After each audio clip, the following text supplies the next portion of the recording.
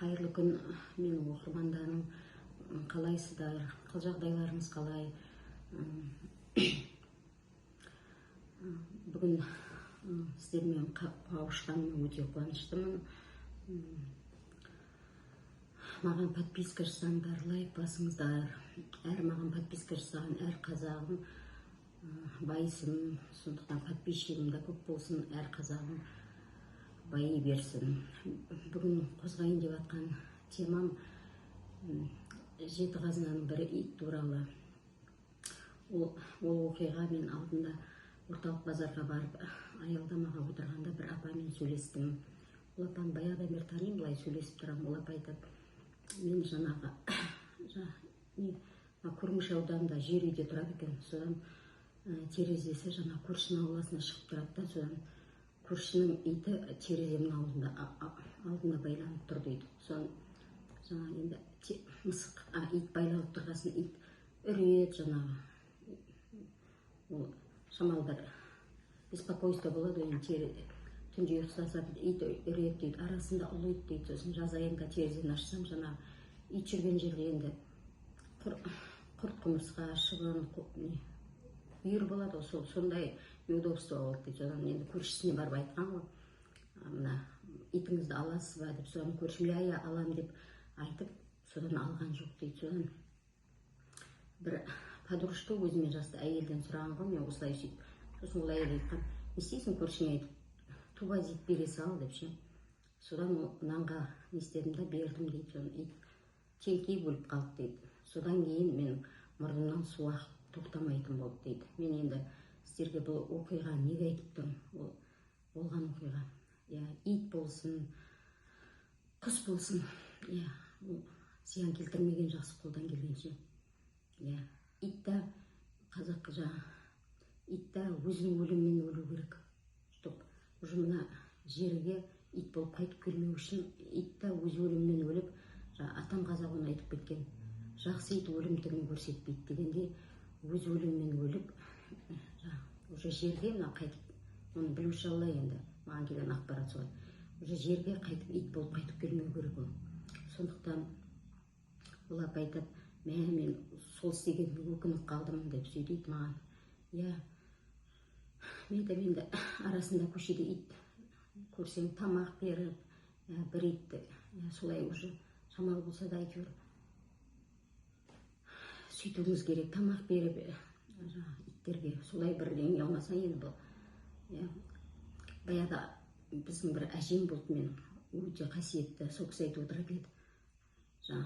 Шыбынды да ол кісі өлтірмейді, айдап шығады. Бағдабыл жүр, шыбынды айдайық дейді.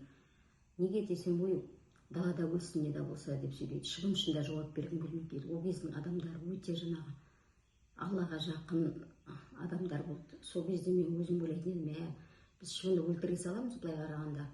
Сонда айтады, не да болса далада өлсін, өз өліммен өлсін шыбында.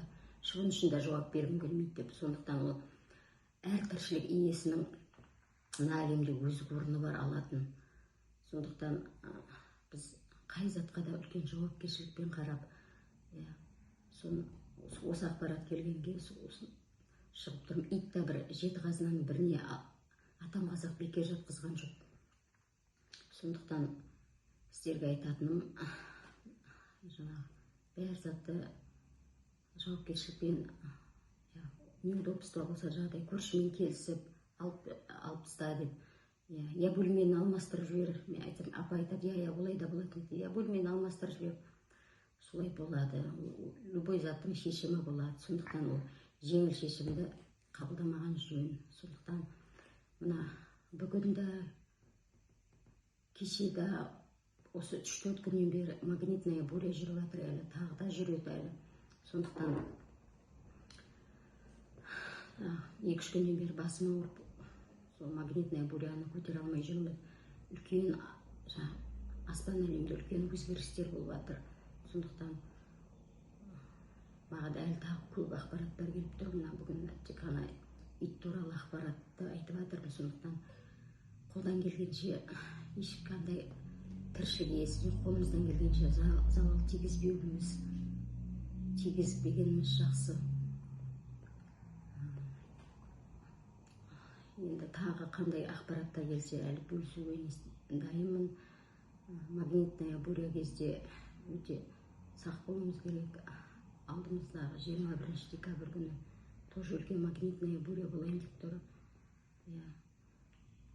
Қолдай келгенше жан дүниемізді тыныш болып, бізге ең керек өзіміздің ішкі жан дүниеміз ғой. Жан дүниемізге тыныштық, сабыр және осылай тек қана өзімізге қайтып, Аллаға қайтып, Алладан берекетті Алладан тілеп, осылай тек қана бір-бірімізге тілекші болуға шақырамын. Әйел адам үлкен, біз үлкен энергияны иесіміз. Атам қазақ дұрыс айтады, әйел адам бір қолымен бесікті, бір қолды әлемді тербетеді дейді. Ол да рас. Әйел адам жүрген жерде береке, әйел адам любой помещениеға кірсін, үйге кірсін, ол үйге уже жарық келеді, береке кіреді. Сондықтан әйел адамдар шамалы бәріне жауапкершілікпен қарайық. Сондықтан бір-бірімізге жақсылыққа тілекші болайық. Біреулерге керек ақпарат болса, мынау түртіп алайық өзімізге. Сондықтан ешқандай біздің қолымыздан ешқандай тіршілік иесі зардап шекпеу керек. Маған келген ақпарат осы. Сау болыңыздар. Алла амандығын берсін. Тағы подписка жасаңыздар ма, лайк басыңыздар.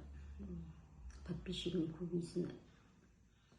Тілекшімін. Осылай тек қана аз ғана уақытта тек қана жақсы берекелі өмір тіледім сіздерге, оқырмандар.